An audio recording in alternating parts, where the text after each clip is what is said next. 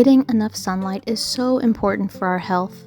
The modern way of life has left so many people vitamin D deficient because of all the time we are spending inside.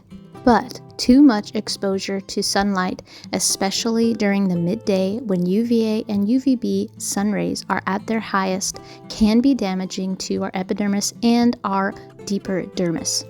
So here is a tallow-based sunscreen recipe that you can use on those days when you might not have a hat or long sleeves and will be spending extended periods of time in the sun.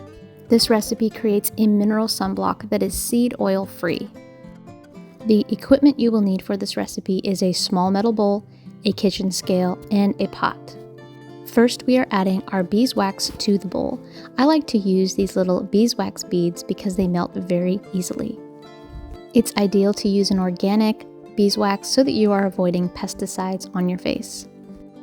Next, we're adding grass-fed tallow.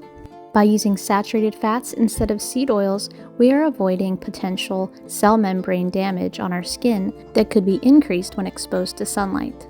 We're also adding coconut oil to the bowl. And now we're adding our zinc oxide powder.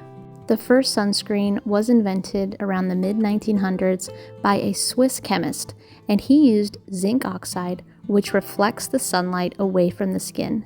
Using this mineral means we can avoid using chemicals, which is the way that the modern sunscreens function.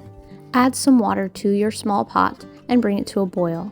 Then add your metal bowl on top, or use a double boiler. Stir all of your ingredients occasionally until they are well melted and fully dissolved. It may take a few minutes for your beeswax to fully dissolve. A lot of people complain that mineral-based sunscreens make their skin too white. There are a couple of ways that you can avoid this. One method would be to infuse your melting ingredients with coffee grounds. Add some coffee grounds in while your ingredients are melting together. Keep in mind you will need to strain the coffee grounds after. Another option would be to use cacao powder.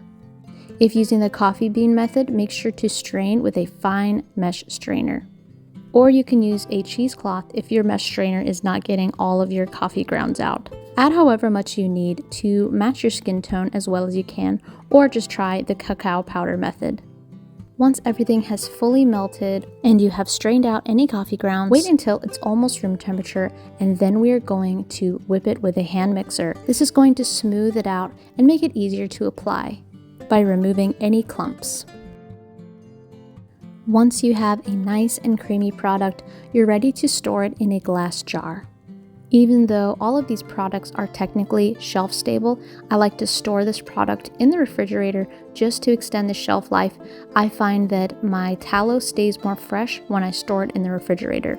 This was my coffee version. As you can see, it's a little bit less bright white than the other version. I could have added more if I wanted to. And you might be wondering why we added beeswax. Beeswax is going to give a water-resistant effect so that you can get in the water or sweat, and this product will stay on a little more easily on your skin. But since it is a natural product, make sure to reapply about every 30 minutes because this is not a chemical product that is absorbing into the skin. It is going on top of the skin, and that's why it's so much healthier for you. But of course, use this recipe at your own risk. There's no guaranteed SPF. Even when using this sunscreen on very sunny days, I still like to wear a hat whenever I'm not in the water. The full recipe for the sunscreen can be found on the Redbud Haven blog, which I will link in the description box below. Thanks for watching. Subscribe for more natural, nourished, and traditional living content.